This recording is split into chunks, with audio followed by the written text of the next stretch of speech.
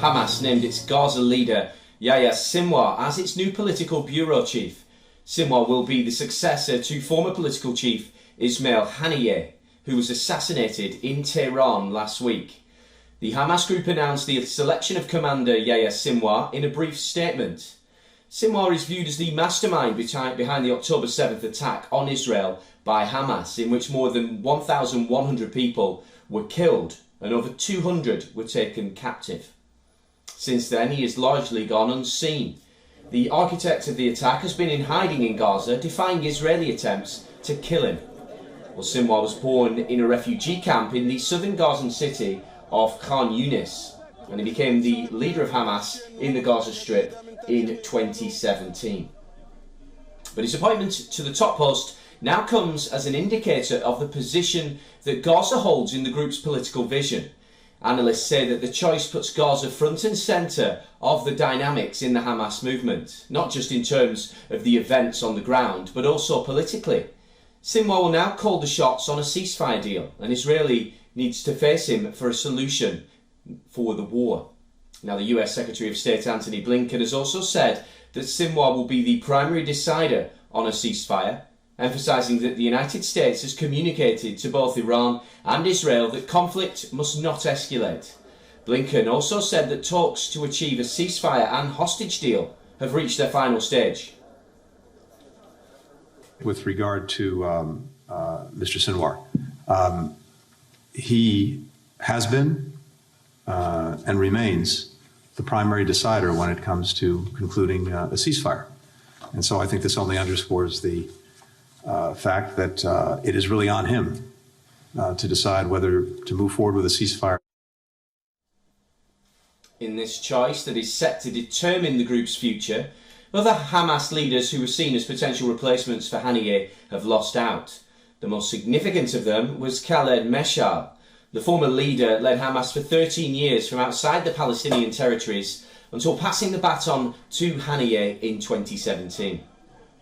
But the movement appears united around the choice of Sinwar. According to reports, Meshal has backed Sinwar in loyalty to Gaza and its people. Lebanon's Hezbollah group has also welcomed Sinwar's appointment, calling it a strong message to Israel and the US. Meanwhile, Israel's military spokesperson Daniel Hagari has said that there is only one place for Yahya Sinwar, next to the other militants behind the October 7th attack who have already been killed. Yahya Sinwar is an archi-terrorist responsible for one of the most horrible terror acts in history, the 7th of October.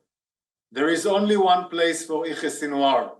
It's next to Muhammad Def, next to Randur, next to Ayman Nofel, next to all the terrorists that were responsible for the 7th of October. This is the only place we are planning for Yahya Sinwar. Amid Sinwar's appointment, Israel not only continued with its warnings, but also its offensive. In Deir al-Balah in central Gaza, 3 Israeli missiles hit near a mosque, wounding dozens of people. Residents said Israeli tank shelling also continued overnight in Buresh, Al-Maghazi and Nurizat.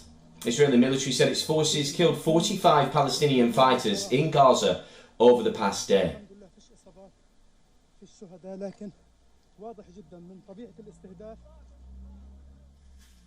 Well, for more on this, our correspondent Jodie Cohen joined us to explain what the appointment of Yahya Sinwar means for the hostage and truce negotiations. Right, so a Hamas official has said that Sinwar's appointment is a strong message of resistance. US Secretary of State Antony Blinken has said that hostage truce talks are at the final stage and that Sinwar has the power to ensure a ceasefire deal is reached, halting the war in Gaza and freeing the hostages. However, we know that Sinwar has been against the deal, so it remains to be seen if he would agree. Sinwar was the head of Hamas in Gaza. He's considered the mastermind of Hamas's 7th October massacre in Israel and the taking of the hostages. Now, Prime Minister Netanyahu has suggested that his strategy is to put as much pressure on Hamas as possible in order to get Hamas to agree to a deal, which Israel says is what happened last time there was a deal. Now, commentators are saying that Israel is ratcheting up the pressure, saying that Sinwar is next on Israel's target list with IDF spokesperson Daniel Hagari saying that the only place for Sinwar is beside assassinated Hamas military chief Mohammed Deif. And Israel has indicated that Iran's imminent attack on Israel could delay any hostage truce agreement. Well, Geordie further explained the situation on the ground with Israel, waiting for Iran and its proxies' planned attack. So residents of northern Israel have been told to stay near shelters, and that's after drone and rocket barrages which left several people in hospital. Hezbollah claims responsibility but said that their reprisal for the killing of Commander Shuka, remember that's Hezbollah's number 2, is still to come. And a Hezbollah-linked newspaper has suggested that we could see a strike in central Israel. Now the IDF has said that they struck Hezbollah operatives in southern Lebanon. Israeli warplanes also created a major sonic boom over Beirut just before Hezbollah chief Hassan Nasrallah addressed the country on television. Now Nasrallah said that Israel is right to fear the attack from the axis of resistance. He said that the uncertainty over the timing of their attack is part of what he called Israel's punishment. Meanwhile, the US have deployed fighter jets to the region to help defend Israel. Jordan and Egypt have closed their airspace to Israel and Iran.